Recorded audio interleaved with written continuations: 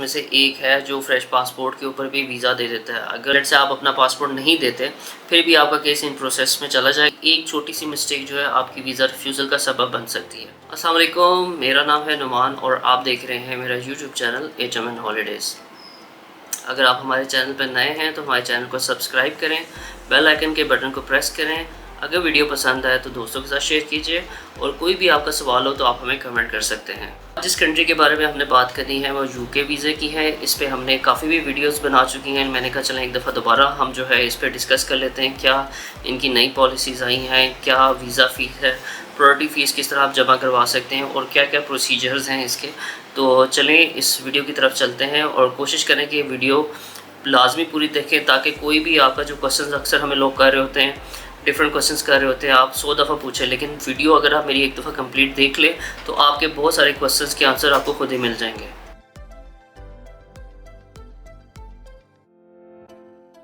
बहुत सारे दोस्त हमें क्वेश्चन करते हैं कि जी यूके जो है बहुत टफ़ है, यूके वीज़ा नहीं देता, यूके की बहुत ज़्यादा कॉम्प्लिकेशंस होती हैं। तो मैं आपको बताता चलूँ, यूके भी उन कंट्रीज़ में से एक है जो फ्रेश पासपोर्ट के ऊपर भी वीज़ा दे देता है। अगर तो वीज़ा ऑफिसर को आपकी फ़ाइल समझ आ जाती है और जो आप का पर्पस ऑफ विज़िट है वो क्लियर है तो यूके जो है वो कभी आपका वीज़ा रिफ्यूज़ नहीं करता। उसकी कुछ चीज़ें हैं जो आज हम इस वीडियो पर डिस्कस करेंगे। तो सबसे पहले हम बात करते हैं कि डॉक्यूमेंट्स क्या क्या रिक्वायर्ड हैं यूके वीज़ा के। डॉक्यूमेंट जो सबसे पहले रिक्वायर्ड है उसमें आपके ओरिजिनल पासपोर्ट रिक्वायर्ड है लास्ट 10 ईयर्स के। अगर उससे पुराने भी हैं तो वो भी आप उसके साथ अटैच कर सकते हैं। इसके अलावा शनाख्ती कार्ड वैलिड होना चाहिए आपका। इसके अलावा FRC रिक्वायर्ड होती है। FRC दो तरह के होते हैं, बाय मैरिज और बाय बर्थ। तो अगर आप दोनों ले सकते हैं तो दोनों आप लगा दें। बाय मैरिज में जो है आप आपकी मिसेज़ और बच्चों की डिटेल्स आती हैं, जबकि बाय बर्थ में आपके फादर मदर और बहन भाइयों की डिटेल्स आती हैं। इसके अलावा आपका ऑक्यूपेशन क्या है, बिज़नेस क्या है, आप जॉब क्या करते हैं, वो आपने उसमें अपना एविडेंस देना है। अगर आप बिज़नेस करते हैं तो बिज़नेस प्रूफ देना है, जो कि बिज़नेस प्रूफ आप दे सकते हैं आप अपने एनटीन के साथ। सोर्स ऑफ इनकम आप बता सकते हैं। इसके अलावा आप चेंबर के अगर मेंबर हैं तो जो भी है आपके रिलेटिव जो चेंबर है, चाहे पंजाब की है, सिंध की है, KPK की है, तो वो आप उसके डॉक्यूमेंट साथ लगा सकते हैं।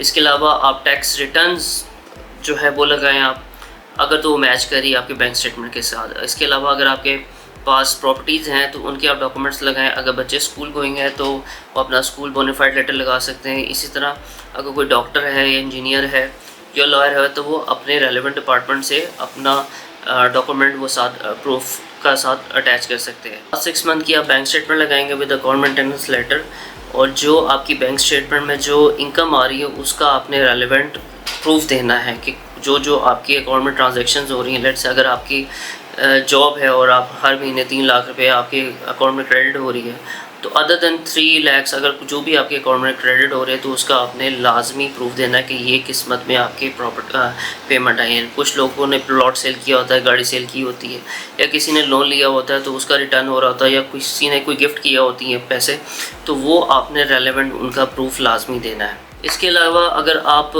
बिज़नेस करते हैं तो कोशिश करें कि आपके पास 2 बैंक स्टेटमेंट होनी चाहिए। एक बिज़नेस स्टेटमेंट अलहदा होनी चाहिए और पर्सनल स्टेटमेंट अलहदा होनी चाहिए। पर्सनल बैंक स्टेटमेंट जो है हमेशा हर एम्बेसी जो है उसको प्रेफर करती है कि आपके पर्सनल अकाउंट में कितने पैसे पड़े हुए हैं, कितने सेविंग्स हैं।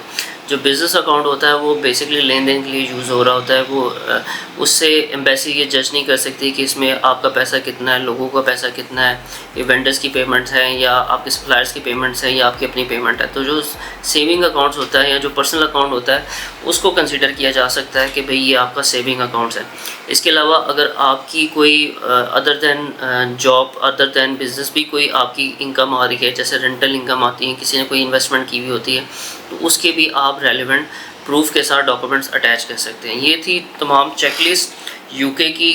तो उसके बाद आ जाता है कि वीज़ा एप्लीकेशन फ़ॉर्म किस तरह फिल करना है। जो यूके का वीज़ा एप्लीकेशन फ़ॉर्म है बहुत टेक्निकल है, ये इतना सिंपल नहीं है। देखने में बहुत सिंपल लगता है लेकिन टेक्निकल बहुत है। आपकी एक छोटी सी मिस्टेक जो है आपकी वीज़ा रिफ्यूज़ल का सबब बन सकती है। तो जब भी आपने यूके का फॉर्म फिल करना है तो उसको बहुत एहतियात से फिल करना है। कोशिश करें किसी एक्सपर्ट की एडवाइस ले लें। अगर आप खुद करना चाहते हैं तो आप वो खुद भी कर सकते हैं, लेकिन जो भी उसमें क्वेश्चंस लिखे हुए हैं उसका बहुत बारीकी से आपने जायज़ा लेकर जो है फिलअप करना है, क्योंकि आपकी एक छोटा सा पॉइंट जो है ना वो आपके रिफ्यूज़ल का चांस बन सकता है।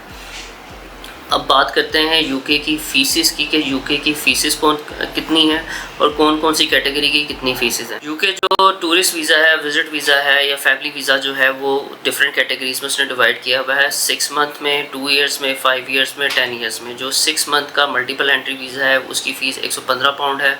जो 2 ईयर्स की जो फ़ीस है उसकी 432 पाउंड है। इसी तरह जो 5 साल का वीज़ा है उसकी 771 पाउंड है और जो 10 साल के है उसकी 963 पाउंड है 10 साल का मल्टीपल एंट्री वीज़ा की।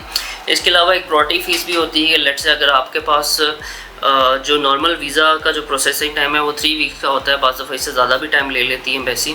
लेकिन अगर आप चाहते हैं कि आपने जल्दी वीज़ा अपना अप्लाई करना है और आपका decision as soon as possible आ जाए तो 5 दिनों में आपका वीज़ा की एप्लीकेशन का डिसीजन आ जाता है। लेकिन उसकी फ़ीस जो है एडिशनल 500 पाउंड्स है other than embassy fees. Let's say अगर 6 मंथ की विज़िट वीज़ा की फ़ीस जो है वो 115 पाउंड है तो अदर दैन 115 पाउंड आपको 500 पाउंड एक्स्ट्रा देने पड़ेंगे अगर आप चाहते हैं कि आपका जो डिसीजन है वो 5 दिनों के अंदर आ जाए। ये उस सूरत में होता है अगर किसी की बिज़नेस मीटिंग है और उसके पास टाइम शॉर्ट है, प्रोसेसिंग में इतना लंबा नहीं वो जा सकता, तो कोशिश करें कि वो फिर प्रायोरिटी फ़ीस के साथ ही अपना केस सबमिट करवाएं। अब क्वेश्चन आता है कि इसकी एम्बेसी की ये केस कहाँ पर जमा होता है। ये केस जैरीस VFS में सबमिट होता है जिसके सेंटर लाहौर, कराची, इस्लामाबाद और मीरपुर हैं। ये 4 सेंटर्स हैं जहाँ पे यूके की एप्लीकेशन सबमिट होती है।